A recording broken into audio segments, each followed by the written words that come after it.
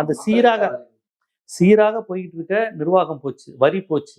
இந்த இப்படி ஒரு குழப்பமான எதிர் வைக்கும் போது அவங்க மக்களவையில என்ன வேணாலும் நிறைவேற்றிடலாம். ஆமா, அமைதியா இருப்பார், மௌனம் காப்பாரு விஜய் அவர்கள். எல்லாத்துக்கும் மௌனம் காத்துதான் இருக்கணும். அப்ப மக்கள் தான் பாதிப்படைவாங்க. என்ன நடக்கும்னா, ஒரு ஒப்புக்கொள்ளனா 6 மாதம் கழித்து தேர்தல் நடக்கும்.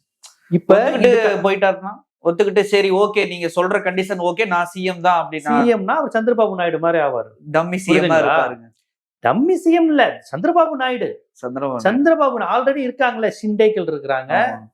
உங்களுக்கு உத்தவ் தாக்கரே எடுத்து பிரிந்து போனாங்களா, இவங்க எல்லாம் யாரு? கண்டிப்பா. அதனால அது மாதிரியான ஒரு முதலமைச்சரா இருப்பாங்க. அதனால இப்ப பாஜகவின் திட்டம்ங்கிறது கவர்னர், அவங்க கவர்னர் இப்ப இவரை எப்படி பதவியேற்க வைக்க போறாங்க? பாஜகவினுடைய கைப்பாவையா முழுமையா மாற்றி பண்ண வைக்க போறாங்களா, இல்ல அவர் ரிபல் ஆகி நான் இதெல்லாம் ஏத்துக்க மாட்டேன் அப்படின்னு சொன்னாருன்னா அவருக்கு மேஜிக் நம்பர் கிடைக்கல, அப்ப ரீஎலெக்ஷன் நடத்த போறாங்களா?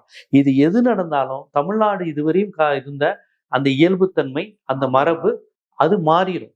அந்த கேப்ல பாஜக என்னெல்லாம் செய்ய போறாங்கிறதா நம்முடைய அச்சமா இருக்கு. நமக்கு விஜய் வருவதோ, அஜித் வருவதோ, சிவகார்த்தியன் வருவதோ பிரச்சனை இல்லை.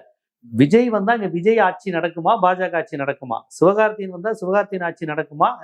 அதனாலதான் கொள்கை என்ன, தத்துவம் என்ன, கோட்பாடு என்னங்கிற அடிப்படையில வர்றோம்.